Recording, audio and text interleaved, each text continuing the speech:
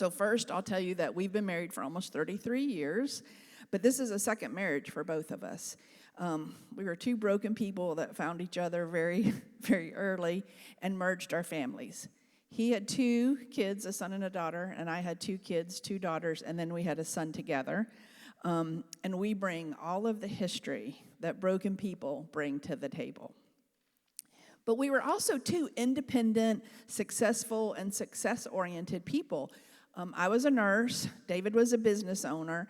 And throughout our marriage, we were active in church. We were active in our communities with our kids and their things that they were doing.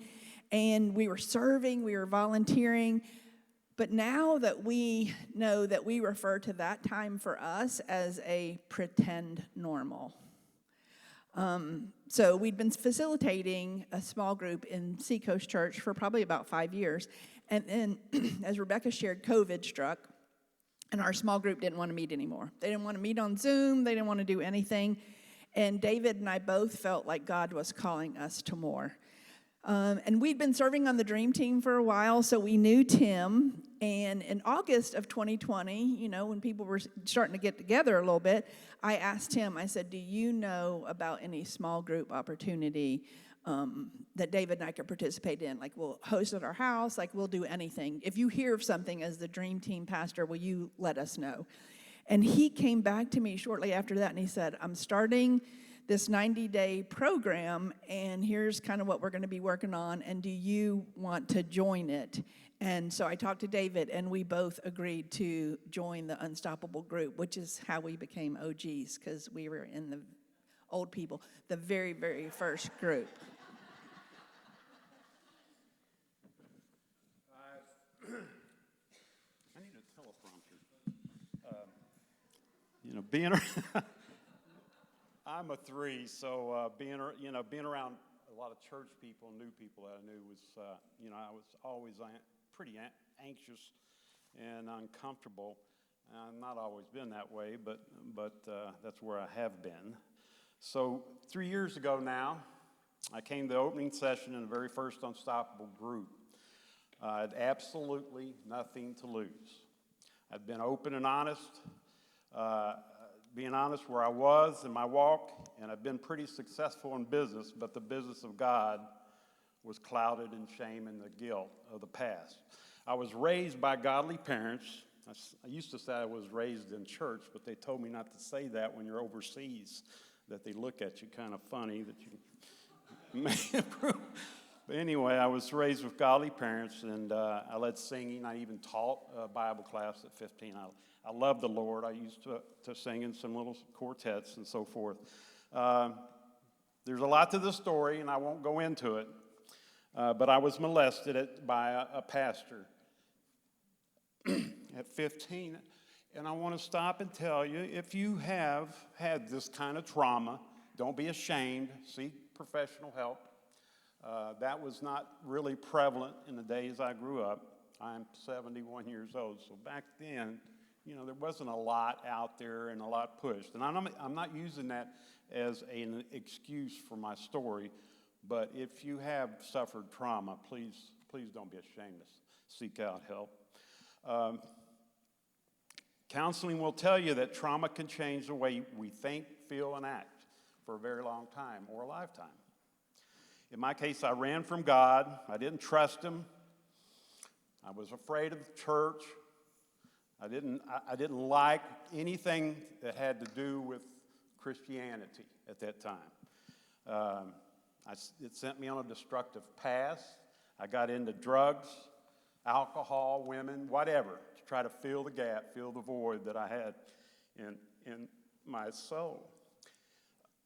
During my 20s and 30s, I had a failed marriage with 2 children and jumped around from job to job. And man, I had some good ones, but I didn't like me. So I was self-destructive. Excuse me, I get emotional every time I get up here, Tim. I was still carrying the shame of the past and the failures and walling off my heart. Then I met Don, and our second marriage was 2 determined, or probably stubborn, people that tried to make a marriage work with all the baggage we had. On the outside, we had seemingly a good marriage despite the dysfunction. Threes are good actors. I started a flooring business in Atlanta, and I had the sense to get out on my knees and ask God, with all the jobs that I had, just let me be able to provide for my family. And it was amazing how things started to work then. Right people showed up. It was amazing and a very successful business that when I left, there was 40, instead of one warehouse, we had 40 warehouses throughout the country. I still believe that was God in that. He sent me the right people. But being a successful businessman doesn't mean you're a good family man. I didn't have a good connection with my kids.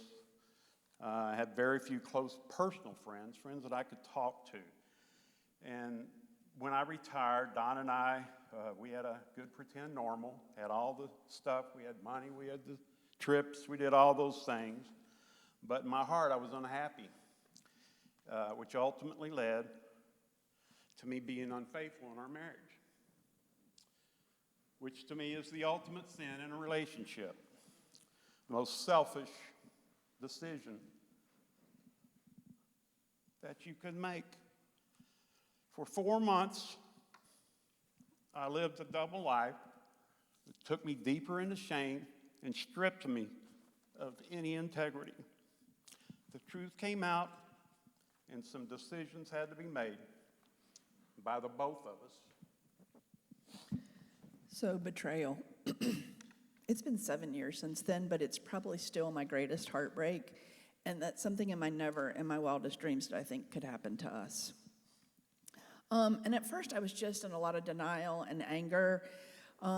So I told you I was a nurse, and so I just threw myself into work, at least for a year. Didn't focus on anything, just threw myself into work. We did do some counseling then, it really wasn't that effective. Mostly I think because we were still living our pretend normal. But then one day when I was driving to work, I had a Kairos moment. I was sitting at a stoplight, and God said to me, like as audible as if he was sitting in my car, he said, "Your work is an idol, and there will be no idols before me." So it took about 2 months, but I resigned from my nursing job, and I spent the next 14 months at home just quietly seeking who I was, who he was, who did he create me to be, and really just listening. And during that time, we both found some avenues of recovery outside of church, but I told you we were leading a small group. We never told our small group any of what had happened. So we suffered in silence and with God and just each other. So you can see, we chose to stay together. I chose forgiveness, and David was extremely remorseful, and we did have some healing that took place. But only God. He brought us to the unstoppable group. I chose early on to be vulnerable and share where I was, and I felt that that was really what God was asking me to do. But it's easier for women to do that than it is for men. And he provided that safe place for me with that unstoppable group, and even more so with the women in our group. As I said, I was 68 when we had our first meeting, unstoppable group. And again, as I said, I had nothing to lose. I talked about the shame that I felt, the affair, the sexual molestation. Basically, let it all hang out, what was bothering me. And I looked around, and nobody had left. I think I made some remark about it. Someone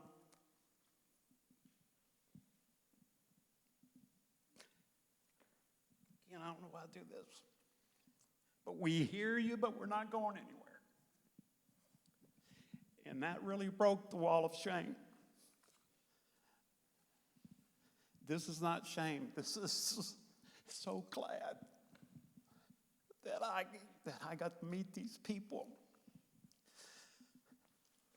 I think I made that really broke the wall of shame. Another meeting I asked, who's going to carry me, this old man across the finish line, and every guy raised their hand. It's not been an overnight transformation, and these guys still remained prominent in my heart, but it began a new journey in seeking God and a restoration. So once we put everything out in the open in our unstoppable groups together and in our breakout sessions, true healing in our marriage began to take place.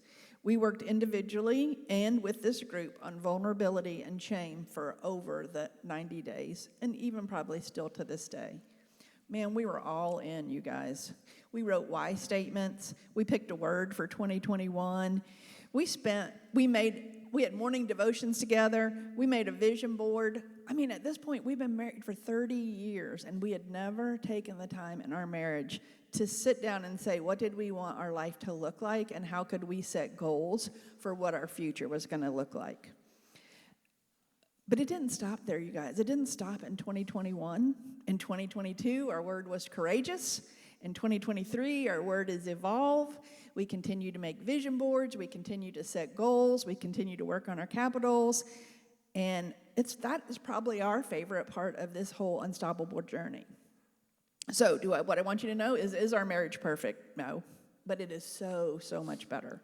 We're still a work in progress, and we'll be an unstoppable duo for life. Like, we know that together. But isn't God so, so good? This is probably about, I don't even know, our 5th or 6th time coaching. Tim will have to give us the answer to that. And participating. And I do want to say that you guys have a workbook. Like, I have a file folder back there of all my papers, which translates to the fact that we probably walked uphill both ways in the snow, as somebody at my table said, with sandals on. So you guys are kind of spoiled with your workbook. But just like with the story in the Bible of Joseph, God can take something that was meant for evil and really turn around and use it for good. So David had his business, and he kept the promise he made to God that morning on his warehouse when he was on his knees, saying, if you let me provide for my family, I'll give you all the credit. He still gives God all the credit for his success. I am secure in who God created me to be, and I'm not defined by my work anymore. So today, if an opportunity arises with others that we know and love experiencing betrayal, we try to offer sympathy, compassion, and hope by walking alongside of them in these painful times. We once hid in our own shame and grief, but God allowed his light and grace to flow out of us and make the pain we experienced mean something for us and for other people. So Tim's always told us, and I don't know why just us, but you're never too old to learn and grow. We're living proof of that, you guys. We no longer live pretend normal. We're an authentic couple living and sharing life with other authentic couples, working out the purpose that God created us for. So today, we hope that sharing our story gives God the glory for redemption and restoration, and lets you see that being authentic and vulnerable in these rooms and on your Zoom calls can bring about significant growth in your relationships and in your life. So let's all experience breakthrough and be unstoppable together.